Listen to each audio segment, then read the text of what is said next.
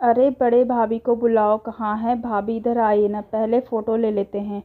भाभी आप इधर पैरों के पास फूल डालते हुए बैठ जाइए। हाँ ठीक है भैया, एक पूरी फैमिली का फ़ोटो एक साथ ले लीजिए। रोहन तुम अपने फ़ोन से फ़ोटो ले लो, ज़्यादा अच्छी आती है। ठीक है भैया। दोपहर का खाना खाकर सोचा थोड़ी देर आराम कर लेता हूँ। आज हवा ज़रा ठंडी थी तो बाहर निकलने का मन नहीं कर रहा था। और उस पर अनी मेरी बेटी अनामिका गर्मा गर्म कस्टर्ड रख गई तो कंबल से निकलने का मन ही नहीं किया।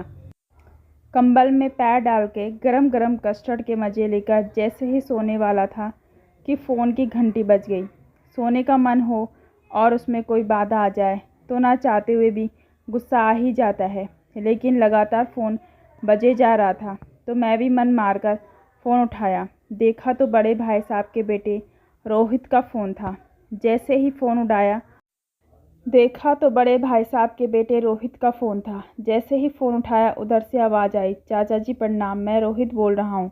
पिताजी नहीं रहे चाचा जी। रोहित क्या बोल रहे हो बेटा? कब हुआ या? अभी कल ही की तो बात थी भाई साहब से, तब तो ठीक थे। हाँ चाचा जी, आज सुबह ही पिताजी को हार्ट अटैक हुआ तो हम लोग उन्हें अस्पताल लेकर गए थे। अभी थोड़ी देर पहले ही डॉक्टर ने बताया कि पिताजी नहीं रहे। ठीक है चाचा जी, रखता हूँ। और भी सबको खबर देनी है। फ़ोन कट गया। मैं फ़ोन को देखता रह गया। अनी के आने की आहट ने मुझसे वापस चेतना भरी। मैंने भारी गले और आंखों में आंसू लिए अनी को बताया, बेटा भाई साहब नहीं रहे। अनी ने कहा, हाँ पापा, अभी भाई का फ़ोन आया था, तभी मैं आपके पास भागती हुई आई। भाई साहब के इस तरह अचानक चले जाने से ऐसा लगा जैसे संसार में कोई रह नहीं गया। माँ पिताजी तो बहुत पहले ही चले गए, लेकिन भाई साहब ने कभी उनकी कमी नहीं महसूस होने दी। समय और परिवार की जिम्मेदारियां ने हम लोगों में दूरियां ज़रूर बढ़ा दी, लेकिन दिलों की दूरियां कभी नहीं बढ़ी। और मैं और भाई साहब रोज़ घंटे फ़ोन पर बात करते थे। जब तक बात न कर ले ऐसा लगता था कि कुछ अधूरा सा है। और आज यह खबर ने तो जैसे सब कुछ छीन लिया। अनी ने मुझे संभाला और हिम्मत दी। भाई साहब के अंतिम दर्शन के लिए किसी तरह हिम्मत करके उनके घर पहुंचा। वहां अंतिम यात्रा की तैयारी शुरू हो चुकी थी। बड़ी मुश्किल से हिम्मत करके उनके दर्शन किए। मेरे तो प्राण ही सूख रहे थे। रास्ते भर यही सोचता रहा, मेरा यह हाल है तो बच्चों का क्या हाल होगा। भाई साहब हमेशा बच्चों की तारीफ़ किया करते कि बच्चे उनके बगैर एक दिन भी नहीं रह पाते। यही सोच रहा था कि उन्हें कैसे हिम्मत दूंगा जिसके सर से पिता का साया उठ गया। उन्हें किस तरह से हिम्मत मिलेगी। लेकिन यहाँ कुछ और ही नज़ारा देखने को मिला। सभी अपने अपने फ़ोन पर व्यस्त थे। सबको फ़ोटो लेकर स्टेटस लगाना था। किसके स्टेटस पर कितने कमेंट और व्यू आते हैं यह दिखाना था। कोई फ़ोटो के साथ गाना और इमोजी लगा रहा था तो कोई रील बना रहा था। किसी को सोशल मीडिया से फुर्सत नहीं थी। भाई साहब के जाने से इतना दुख नहीं हुआ, उससे ज़्यादा दुख सोशल मीडिया नाम की इस ड्रग से हुआ, जिसने आजकल की जनरेशन को इस कदर भावना विहीन कर दिया है कि समझ नहीं आता कि यह किसे अपनी तकलीफ़, अपना दुख और अपनी खुशियाँ बांटते हैं जो यथार्थ में ही नहीं है। कोई कहता है हमारे इतने फॉलोवर्स हैं, लेकिन किसी गली से गुजर जाए तो कोई पहचानने वाला भी नहीं मिलेगा। कोई दुर्घटना हो गई, लोग अपना अपना फ़ोन निकालकर वीडियो बनाकर सोशल मीडिया पर डाल देंगे जैसे यह उनका परम कर्तव्य है, लेकिन मदद के लिए आगे नहीं आएंगे। इससे अच्छा तो पहले का ही समय था कि सूचना भले ही देर से मिली, लेकिन मदद पहले मिलती थी।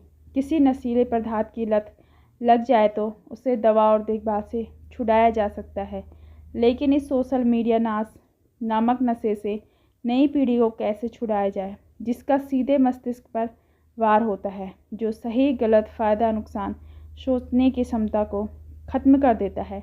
जाति धर्म वेशभूषा रंग रूप गरीब अमीर, जिसका भेदभाव मिटाने के लिए पूर्वजों ने क्या क्या नहीं किया, इसे मिटाने के लिए कितनी पीढ़ियाँ इसकी भीड़ चढ़ गई, उसे सोशल मीडिया के माध्यम से इस कदर भड़का दिया जाता है, जिसे शांत करने के लिए प्रशासन को आगे आना पड़ता है। और ना जाने क्या क्या इसकी भीड़ चढ़ जाता है। पता नहीं इससे हमारा समाज तरक्की कर रहा है या फिर गहरी खाई में जा रहा है, जिसे वृक्ष के बीच से नन्हे नन्हे पौधे हो गए जिसके छाया ने उन्हें शीतलता दी, उन्हें हर आंधी तूफान से बचकर खड़े होने लायक बनाया। जो नन्हे नन्हे पौधों अभी तक ठीक से अपनी जड़ें भी नहीं जमा पाए, उन्हें उस वृक्ष के गिर जाने का कोई दुख नहीं। क्या इस पीढ़ी की सारी भावनाएं फ़ोन पर ही होती हैं? भाई साहब का शव अभी घर में ही है और घर की बहुएं और बेटी इस बहस में व्यस्त है कि 2 दिन बाद शांति पाठ में किस कलर के कपड़े पहनना है। कोई कहता है हल्का पीला रंग ठीक है, तो कोई सफ़ेद रंग के पक्ष में है। पूरा जीवन जिनके लिए मेहनत की, जिसके लिए हमेशा मुझे कहते रहे, रघु तेरी तो 2 बेटियां हैं, वंश कौन चलाएगा? इस बारे में सोच, मेरे तो 4 बेटे हैं। वही बेटे आज पिता के चले जाने पर इस कदर दिखावे में व्यस्त है। भाई साहब की अंतिम यात्रा में भी जगह जगह खूब फ़ोटो खींची गई और सोशल मीडिया पर डाली गई। भाई साहब के जाने का दुख तो वैसे ही बहुत था, पर यह सब देखकर मन खराब हो गया। इसलिए अंतिम संस्कार के बाद मैं वहीं से अपने घर चला आया। सोशल मीडिया के माध्यम से जो सीधे लोगों के मस्तिष्क में डाला जा रहा है, इसका क्या परिणाम होगा, इसके बारे में किसी ने न सोचा। मैं ये नहीं कहता कि ये गलत है या इसका इस्तेमाल नहीं करना चाहिए। तेज़ रफ्तार भरी ज़िंदगी में इसकी आवश्यकता है, लेकिन इसका उपयोग कम, दुरुपयोग ज़्यादा हो रहा है।